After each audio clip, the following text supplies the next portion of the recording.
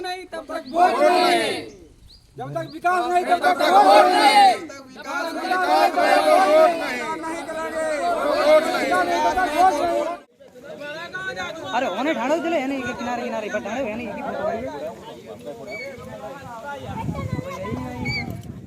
Sandi block में सिमरिया गांव है। वहाँ के लोगों की समस्याएं थी गलियारे को लेकर के। उन्होंने अपना ग्रामीण लोगों ने इकट्ठा होकर के अपनी समस्या को कई बार यहाँ पर प्रशासन में भी कहा होगा, ब्लॉक स्तर में भी कहा होगा, लेकिन जब वो काम नहीं हुआ तो उन्होंने सब इकट्ठा होकर के अपनी समस्या के लिए उन्होंने धरना किया। हालांकि क्योंकि इस समय चुनाव का समय है, उन्होंने जो बात कही होगी वहाँ पर मतदान को लेकर के, क्योंकि हम लोग भी यही चाहते हैं कि ज़्यादा से ज़्यादा परसेंटेज बढ़े मतदान का और प्रशासन भी यही चाहता है। तो इसी बात को लेकर के उन पर जो कार्रवाई हुई है, अभी हम लोग डीएम साहब से मिले तो उन्होंने आश्वासन दिया है कि जो उनका तरीका था थोड़ा, क्योंकि चुनाव चल रहा है इस समय, इस तरह की बात नहीं करनी चाहिए थी मतदान को लेकर के, तो आश्वासन दिया है कि उनको समझा करके इस समस्या का। गोपालपुर थाने के सिमरिया गांव में एक गलियारों को लेकर पिछले 1.5 साल से वो गांववासी सारे सरकारी कार्यालय, प्रधान, ब्लॉक, जिला पंचायत, विधायक, सांसद सबसे गुहार लगाते रहे कि ये हमारा गलियारा बन जाए।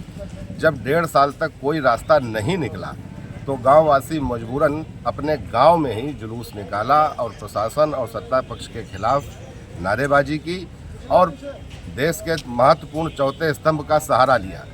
जब मीडिया ने इस बात को प्रबल तरीके से उठाया तब प्रशासन के कान पर जू रेंगी और उसी में खिसियाया हुआ प्रशासन, उनके एफआईआर में लिखा उन्होंने है कि रोड नहीं वोट नहीं देकर नारा तो लगाया, लेकिन उन्होंने ये भी मेंशन किया कि मौजूदा सांसद के खिलाफ मुर्दाबाद के नारे लगाए, इसलिए फला फला धारा में मुकदमा दर्ज करने का अनुरोध किया, वो भी सरकारी कर्मचारी ने।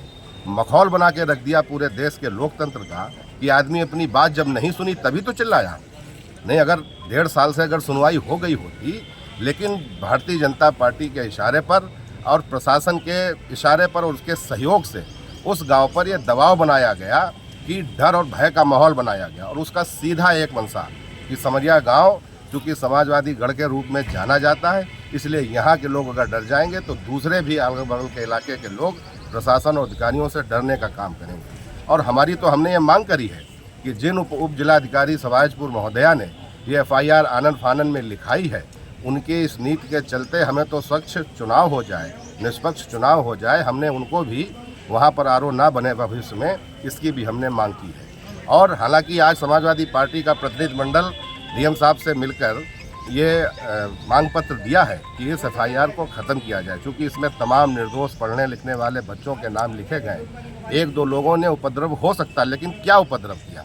कहीं धरना प्रदर्शन किया, कहीं सरकारी किसी संपत्ति को क्षति पहुंचाई। अपनी मांग आदमी नहीं कर सकता, नारा अपने गांव पे अपने दरवाजे पर नारा नहीं लगा सकता। इससे बड़ा लोकतंत्र की हत्या करने वाली सरकार और प्रशासन हम लोगों ने आज तक देखी नहीं है। जिलाधिकारी ने आश्वासन दिया है कि मतदान के बहिष्कार की मांग वो लोग ना करें। अच्छा, जब काम भी उन्होंने शुरू करा दिया, वहाँ जाके एसडीएम ने वीडियो ने लेके जो समस्या मांग थी उस पर त्वरित रूप से काम भी शुरू करा दिया, फिर एफआईआर लिखने की क्या जरूरत थी? यानी आप सीधे दूसरे पूरे जनपद के लोगों में मैसेज देना चाहते हैं कि अगर विकास के मुद्दे को लेकर आवाज़ उठाओगे तो तुम पर मुकदमा लिख दिया जाएगा। उनकी मंशा साफ है कि भारतीय जनता पार्टी चुनाव जीते और समाजवादी पार्टी को प्रशासन के दम पर हराने की साजिश रची जा रही है, जिसका हम लोग विरोध करते हैं।